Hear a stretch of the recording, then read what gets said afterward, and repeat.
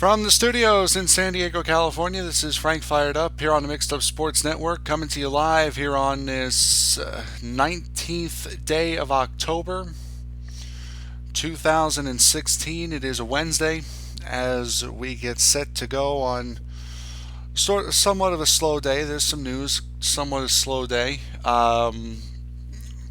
Jets announcing their quarterback, which is, of course, what we'll start with today. The Dallas Cowboys announced that Dak Prescott will start over Tony Romo in Week 8 versus Philadelphia. They have a bye week, Week 7. Indians, after not punching their ticket to the World Series last night, currently hold a 3-0 lead over the Toronto Blue Jays right now in the top of the fourth inning, 2 away. With who is that? That is Tyler Naquin up at the plate. Mike Napoli with a 1-run double in the first inning. Carlos Santana with his second home run in the top of the third inning. And just as we went on air, Coco Crisp hit his first home run of the postseason. That gives them the 3-0 lead, and Quinn just popped out to third, so they go to the bottom of the fourth inning. In Cleveland, and you also have the Chicago Cubs, who will look to draw even, will look to have at least some form of offense this evening against the LA Dodgers. The New York Islanders falling to the San Jose Sharks last night, 3-2, on a bad tap-in. The Devils beating the Ducks, and the Rangers hosting the Detroit Red Wings tonight in an original 6 matchup. But of course, we'll begin today with the New York Jets announcing that announcing that Geno Smith will start for the team next Sunday against the Baltimore Ravens over Ryan Fitzpatrick, and this is a move that is brought on by the pressure that you feel from the media, the pressure that you feel from radio, the pressure that you feel from pretty much everywhere, mostly the pressure that you feel from Woody Johnson. Would playing Fitzpatrick in this game be smart? Yeah, probably, and if he underperforms, then you send Geno Smith into Cleveland. That would appear, or at least you would hope, would appear to be a winnable game for the Jets. But now Geno Smith will start for the Jets on Sunday, which is a game that, to be perfectly honest, either quarterback can win that game. It doesn't matter whether it's Fitzpatrick or Geno Smith. Both of those players on an average day could beat that Baltimore Ravens team, as the Giants proved last Sunday.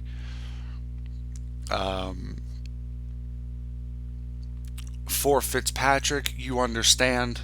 We went over it yesterday. The guy's thrown 5 touchdown passes, 11 interceptions. He's thrown 2 touchdown passes and 10 interceptions in the last 4 games. Has right around 1,450 yards and a quarterback rating of 63.4. That is not good. Not good by any stretch of the imagination. I mean, the guy has had an absolute failure of a season this year. He has. I understand you don't like sitting a quarterback that's making $10 to $12 million this season. I understand that's not what you want. That's not what you expect. But this is not the Ryan Fitzpatrick that you want to see on the field. This is not the Ryan Fitzpatrick that you feel comfortable throwing on the field. This is the 2012. This is the 2014, 2013 Ryan Fitzpatrick. Oh, sorry, not. This is the 09, 08 Fitzpatrick. This is not the 2004 Ryan Fitzpatrick, 12 games, 17 touchdown passes, 8 interceptions for 2,500 yards. This is not the. This isn't even the 2013 Tennessee Ryan Fitzpatrick, where again throws for 2,500 yards, 14 touchdowns, 12 interceptions. You're not even getting that. He threw for almost 4,000 yards last year, 3,905, 31 touchdowns, 15 interceptions. He's already. You're not even halfway through the season yet. And he's already 4 interceptions away from matching his total from last year. Not even halfway through the season.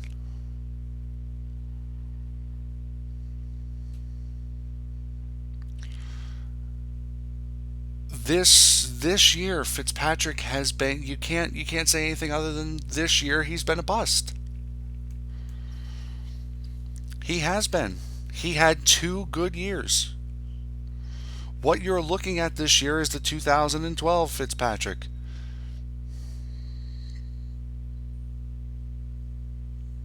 I'm sorry, the 2009 Fitzpatrick, 2008, his first year in Buffalo, his last year in Cincinnati. That is who you're looking at. You're not looking at the 2014 or 15 Fitzpatrick. So now for the Jets, it's on to the next thing, which is Geno Smith, who last game, I mean, you can't really, you can't go off of last game if you're looking at Geno Smith. You can't. You cannot go off of last game. He's down 24 points. His team's down 24 points. The kid's trying to make something happen. Of course, he's going to throw an interception in that spot. The fact of the matter is this: he's 4 for 6 with 31 yards. That's what you got to look at. He's 4 for 6 with 31 yards. Forget about the interception. Forget about the sack. Forget about the fumble, which he didn't lose. Forget about all that, and then focus on Geno Smith being the starting quarterback this week. And if Geno Smith does, I mean, Fitzpatrick has signed his ticket, you can imagine. If the Jets want to make it seem like they have some form of competence, Fitzpatrick is going to be on the bench the rest of the season. Because if Geno Smith doesn't work, then you have to assume they're going to Bryce Petty. And Geno will probably get until about the bye week, which is coming up in just a couple of weeks. You have a light schedule ahead. If Geno Smith cannot succeed against this light schedule, then you go to Bryce Petty. You do not go back to Fitzpatrick. If you go back to Fitzpatrick, then you pretty much you show everyone that you had no plan this year. Go to Bryce Petty. Go to Christian Hackenberg. That's what you have to do. So it was rumored yesterday, really rumored this morning, and made clear this afternoon that Geno Smith will start for the Jets Sunday against Baltimore. Now we'll go to somebody who is going to start Week 8 against Philadelphia. Dak Prescott. This is beyond any shadow of a doubt the correct move. 7 touchdowns, 1 interception, 1,500 yards, a quarterback rating of 103.9. This kid is the starter. Period. I do not want to hear another word, especially if he wins that game against Philadelphia. I do not want to hear another word about, oh, is Tony Romo going to win the job back? No, he's not, because Dak Prescott will be the quarterback. If he can beat Philadelphia Sunday Night Football, Week 8. Again, they have their bye week this week. If he can win that game, he has won the starting job for the remainder of the season. Especially if he wins by a wide margin. And that is going to be a very, very fun game to watch. Forget about the fact that it's Cowboys-Eagles. You have the rookie quarterback in Dak Prescott, and you have the rookie quarterback in Carson Wentz going at each other for the first time. This could be the first meeting of many between these two quarterbacks. And you have to love Prescott off the field, a guy who declined tickets to a Kanye West concert so he can get more sleep, which, why would you go to a Kanye West concert anyway, but that's besides the point. And then recently just turned down multiple endorsements to spend time with his grandparents. I was saying it last night. There are very few people in sports today that you can call proper role models. Either something on the field is questionable, or they carry themselves on the field well and they don't carry themselves well off the field. Dak Prescott is the perfect role model for any kid growing up right now. Handles himself with extreme composure on the field, and then to hear stories about how he's not going out so he can get sleep, how he's denying endorsements to get to spend time with his grandparents, to spend time with his family. You know what? He's made a fan. The kid has his priorities and shit. He's my age, and I can tell you right now, I love my grandparents to death. But he's 23 and so am I. You better believe if I'm 23 and I have more money than I know what to do with, I am going to find something to do with it. And I'm getting people that want to give me more money than I can handle. Again, I will find a way to handle it. Prescott is not that way. And good on him for that. Very good on him for that.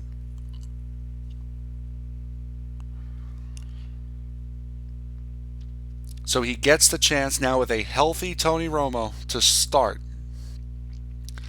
And to be perfectly honest, this is the way I would play it. Okay? You're starting week 8. Good. If you win week 8, you're the starting quarterback for the rest of the year. If you lose week 8, you will start in week 9. We will see how you rebound off of a loss, and then we'll determine from week 9, if you lose week 8, we will determine week 9 where you stand for the rest of the year. If you come back and lose again week 9, then you know what? We're going back to Romo. If you win week 8, you're the quarterback all the way through. And Tony Romo next year will be looking for a new team. That is how I would play this whole Dak Prescott situation. Because Romo, if he's not getting hit, Romo has use, definitely. He still has some time on him.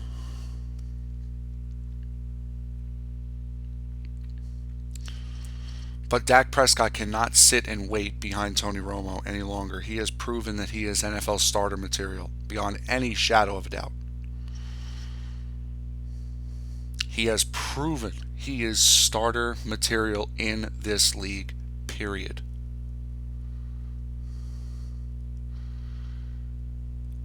Take a quick commercial break. We'll be right back. Cleveland leading 3-0, top of the 5th inning. Just had a fly out. That was Roberto Perez, who just flew out to left field. So again, Cleveland leading 3-0, top of the 5th inning, 1 out. We'll take a quick break. We'll be right back. Don't go away.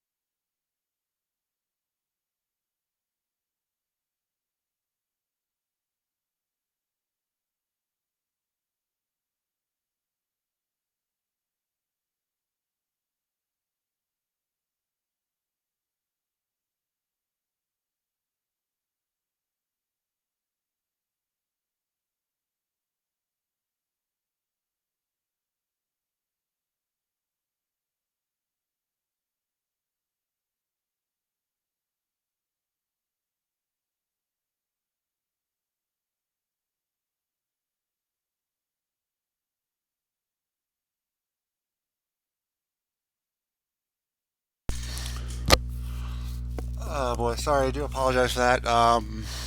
We are back.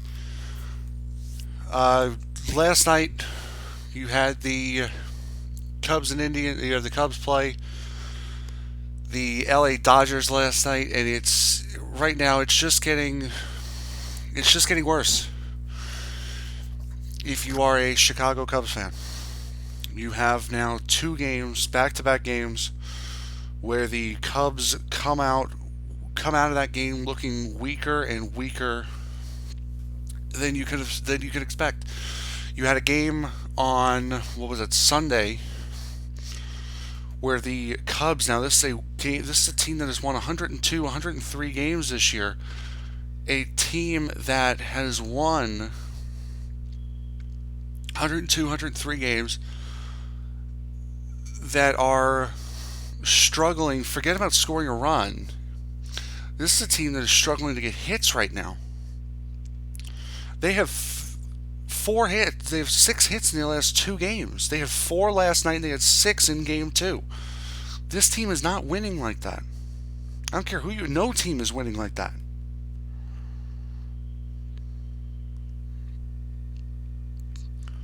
So the Cubs have to find at least some form of offense tonight, and they have to do it facing Julio Urias, who will be pitching his first ever postseason game. Compare that to John Lackey, who will be pitching about his 23rd, 24th.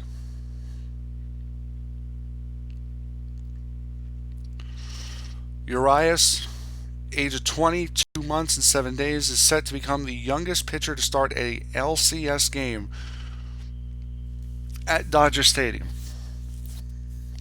For Lackey, lasted just 4 innings in Game 4's NLDS, allowing 3 runs, has a 1.75 career ERA against the Dodgers in 12 games. So, you got that tonight. Lineups have not been set. Well, the Cubs lineup has been set. The Dodgers lineup has not. Dexter Fowler, Chris Bryant, Anthony Rizzo, Ben Zobrist, Javier Baez, Wilson Contreras, Jason Hayward, Addison Russell, and then John Lackey. That'll be the lineup tonight for the Cubs. The Dodgers do not have a lineup, do not have their lineup set yet, but I can assume it'll look very, very similar to last night's. And if it does look similar to last night's, it would be Utley, Seager, Turner, Gonzalez, Reddick, Peterson, Grandal, Tolles, and Hill.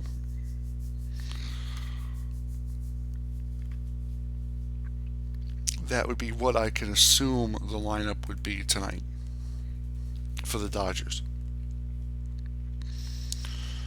But the Cubs are a bad game away from being in serious trouble. You have all hands on deck right now. If you do not win this game, if you do not at least come away from this game without feeling somewhat good, somewhat confident, the season's over. The Cubs have to have a good game tonight. If they do, they'll be okay. Ideally, you want to go into Game 5 tied 2-2.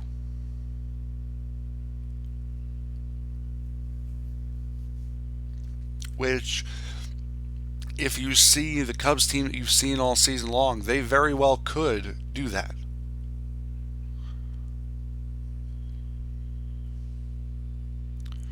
Then you have the Cleveland Indians on the other side, who could not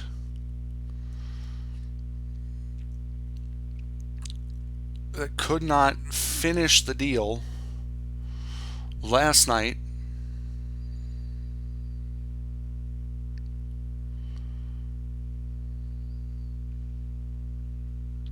against Toronto.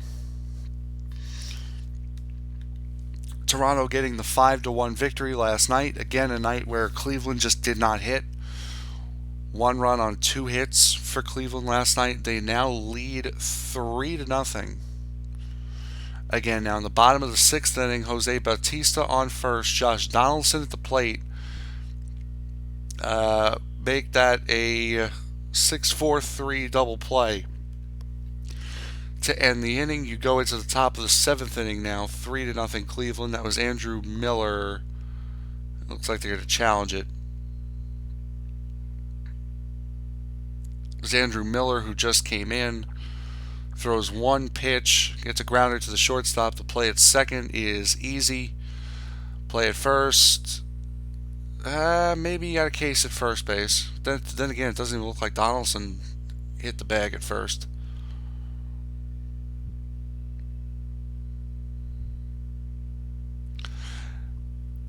Yeah, if Santana came off the bag at first, it doesn't look like Donaldson hit the bag at first either.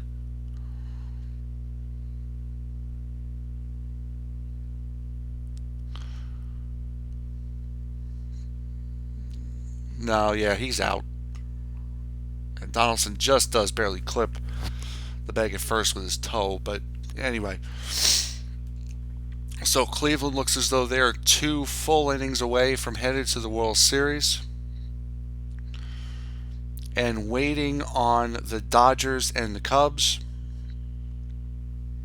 Of course, we will talk about that more tomorrow, as we'll pretty much have our NFL show again tomorrow. Then you get to the NHL, where the New York Islanders fall to the San Jose Sharks 3-2 last night. Joe Pavelski puts in a tapper. Andy Dell wins his first NHL game in his first career start. You also had Beauvillier for the Islanders get his first career goal, a beautiful tap in midair. Anders Lee follows with his first goal of the season shortly after that. This has been a very, very poor start to the season for the New York Islanders. 1-3-0 this to start the year. Not what you would have expected if you are an Islander fan. Then you go to New Jersey, where it was Taylor Hall 2, Anaheim 1. Taylor Hall gets his first and second goals as a New Jersey Devil in the second period on the power play, both of them. And for the Ducks, again, another team who you would have expected to have seen a better start this year.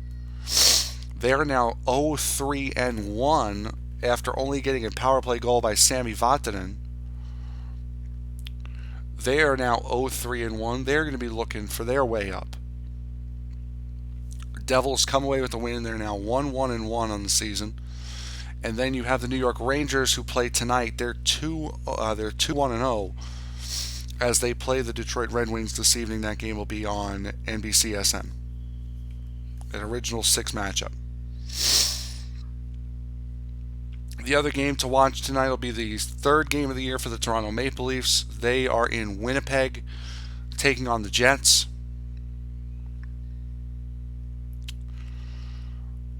Perfect chance to see the young kids again. Austin Matthews, Mitch Marner, William Nylander. This is going to be another great game to really see the kids at work if you are not interested in seeing the Ranger game. So, again, I do apologize for the miss in the middle.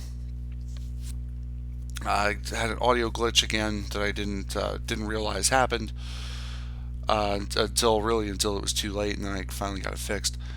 I will see you guys tomorrow to close out the week, and NFL Football Thursday when we come back tomorrow. I will see you guys then. From there, have a fantastic day. And as far as the debates tonight, the debate tonight, as far as I know, is on CNN tonight at 8. With Chris Matthews, who's a Fox News reporter. So at least CNN will not be in full control of this debate, which is going to be refreshing because I'm not supporting either one of these two.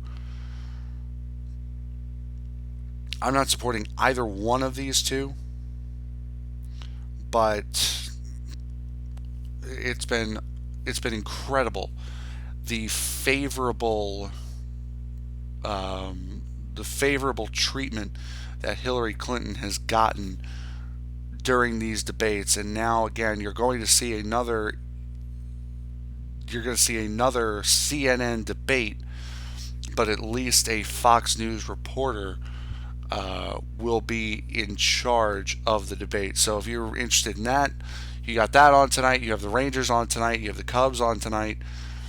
And we will see you tomorrow again, 3 o'clock Eastern tomorrow, 12 o'clock Pacific.